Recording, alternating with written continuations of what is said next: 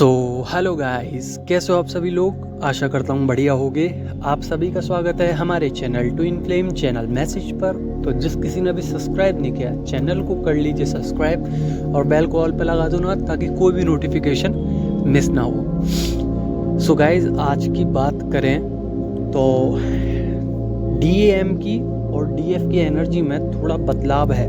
थोड़ा सा इमोशनली भी, थोड़ा सा एनर्जेटिकली भी, थोड़ा सा सोल लेवल पे भी बहुत ज़्यादा इफेक्ट पड़ा है, जिसकी वजह से न्यू पोर्टल के हिसाब से देखा जाए तो एनर्जी चेंज हुई, एक्सचेंज भी हुई, पॉजिटिव भी है और थोड़ी सी नेगेटिविटी है। पर स्पिरिचुअली जर्नी से वो साइकिल और वो नेगेटिविटी दोनों ही क्लोज हो जाती हैं, अगर हम अपनी तरफ से प्रयास करें, एफर्ट डालें तो जो DF है उनकी एनर्जी थोड़ी सी पॉजिटिव हुई है, क्योंकि न्यू पोर्टल है 11-11, उसके हिसाब से ज़्यादातर DF की नई हो पुरानी हो, पर आज की जो एनर्जीज हैं वो थोड़ी सी पॉजिटिव गई हैं। पर DM की नेगेटिविटी थोड़ी सी आपको इफेक्ट हुई है। जैसे कि DM थोड़ा सा क्रेविंग दे रहे होंगे, आपको क्रेविंग हो रही होगी हल्की सी, और जिसकी वजह से आप इमोशंस भी आगे होंगे, सरफेस हो गए होंगे, थोड़े से आपको रोना आ रहा होगा, हेडक होगा, थोड़ा सा DM कुछ कहना चाहते हैं आपसे तो वो कह नहीं पा रहे हैं, जिसकी वजह से आपका थ्रोट चक्र थोड़ा सा अनबैलेंस है, जिसकी वजह से आपको जुकाम हो सकता है, खांसी हो सकती है, सर्दी हो सकती है, कफ हो सकता है, एक्सेट्रा एक्सेट्रा। DF अपने काम को लेकर जो निजी काम होता है उसको लेकर बहुत क्यूरियोसिटी से आगे बढ़ती जा रही हैं। जैसे कि उनका कोई एक्टिविटी है, कुछ नया काम करने की इच्छा है, कुछ क्रिएटिव करने की इच्छा है, क्रिएटिव साइड पर वर्क करना चाह रही हैं और उसमें धीरे धीरे सफलता भी मिल रही है। पर ये सफलता इतनी माइनर है कि आपको दिख नहीं रही है, पर कुछ समय बाद इसी सफलता पे आप अपनी ज़िंदगी को आगे बढ़ा सकते हैं। तो प्रयास करते रहिए, थोड़ा टाइम लगेगा, पर वो जो आपकी एक्टिविटी है वो प्रॉपर तरीके से चलेगी तो एक दिन पॉजिटिव रिजल्ट्स भी निकल के आएंगे। कुछ डिवाइन फेमिनाइन को रिवॉर्ड्स मिल सकते हैं, यूनिवर्स रिवॉर्ड्स दे सकता है। कुछ आपको कुछ डिवाइन फेमिनाइन है जिनको ड्रीम्स में कुछ ऐसे ड्रीम्स आ सकते हैं, कुछ भयानक, कुछ डरावने, या फैमिली से रिलेटेड, या फैमिली पे या आप पे कोई वार कर रहा है, या DM अब नहीं रहे। मेरे को माफ़ करना अगर मैं कुछ गलत बोल रहा हूँ आपके DM के बारे में, पर एनर्जी और डाउनलोड्स कुछ इस तरीके से आए मेरे पे कि अब मैं बता नहीं सकता, बयां नहीं कर सकता, पर बताना पड़ रहा है क्योंकि मेरा काम है आपको बताना, गाइड करना। तो कुछ एनर्जीज ऐसी आई हैं वॉर वाली, कुछ ऐसी एनर्जीज हैं जो फियर दे रही हैं। अगर आपके फियर्स हैं और वो सरफेस हो रहे हैं तो उस नेगेटिविटी को, उस फियर्स को क्रॉस लाइन कीजिए, मतलब कि आगे बढ़ जाइए, मूव ऑन कीजिए उस चीज़ से। अब कुछ डिवाइन फेमिनाइन कहेंगी कि हम इस फियर से कैसे निकलें। अगर आप इसके अलावा किसी और भी फियर में स्टक हैं, एक्चुअली में होता क्या है, जहाँ पे DM एक्यूरेटली स्टक होते हैं, जिस मैटर में, जिस चीज़ में वो फंसे रहते हैं, उसी में आप फंस जाते हो ऑटोमेटिकली। तो DM आपसे मदद मांगते हैं और आपको मदद करनी पड़ती है, क्योंकि वही चीज़ आप फेस करोगे, वही चीज़ आपका DM फेस करेगा। तो दोनों वही फेस करेंगे।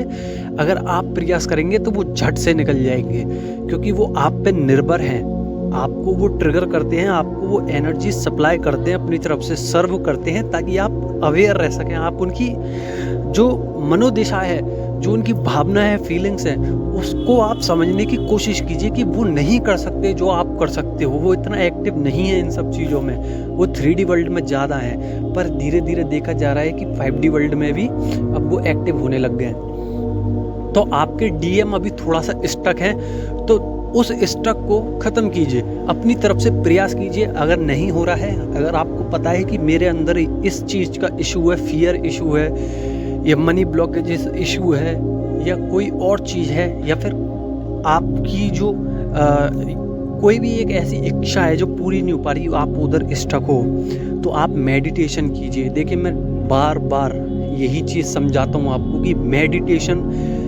इज़ अ बेस्ट ऑप्शन क्योंकि इसके अलावा आप पे और कुछ नहीं रह जाता, आप कुछ नहीं कर सकते इसके अलावा। आप जब तक क्राउन चक्रा से लेकर रूट चक्रा तक की मेडिटेशन नहीं करोगे, चक्रा हीलिंग नहीं करोगे, तब तक आप हील नहीं हो सकते। मैं फिर कह रहा हूँ, दावे के साथ कह रहा हूँ, क्योंकि इस जर्नी को मैं भी कर रहा हूँ और इसी जर्नी को आप भी कर रहे हैं। मैं 70 वर्ल्ड तक आ गया और आप अभी तक इस तक हैं। तो इसका सिर्फ और सिर्फ एक ही रीज़न है कि आप अच्छी तरीके से हील नहीं हो रहे हैं। अगर आपको हील होना ही है, बाकी में ही आपको लगता है कि मेरे को ऊपर बढ़ना है और अपने डीएम को भी बाहर निकालना है जिसमें वो स्टक है, तो उसमें मेडिटेशन बहुत कंपलसरी है, करना ही करना है। अब मेडिटेशन में क्या होता है कि आप जो चीज़ कर रहे हो, 7 चक्रास आप फॉलो कर रहे हो डेली रेगुलरली, तो आपके 7 चक्रास में पूरी जिंदगी बसी हुई है। रूट चक्रा में आपकी सेक्सुअल एनर्जी कंट्रोल होती है। सैक्रल चक्रा में आपका जो कहते हैं ना, एक इच्छा, एक नया उद्देश्य, वो शक्ति होती है। सोलर प्लेक्सस में पानी कुछ ऐसी नेगेटिविटी को दूर करने वाली शक्तियाँ होती हैं। आप बहुत पॉपुलर हो जाते हो और आपकी जो एनर्जी है वो हाई वाइब्रेशंस पे चली जाती हैं, आप बहुत जल्दी फेमस हो जाते हो, वो शक्ति आती है। हार्ट चक्रा, आप इमोशनली अपने आप को कंट्रोल कर सकते हो, लविंग केयरिंग बन सकते हो।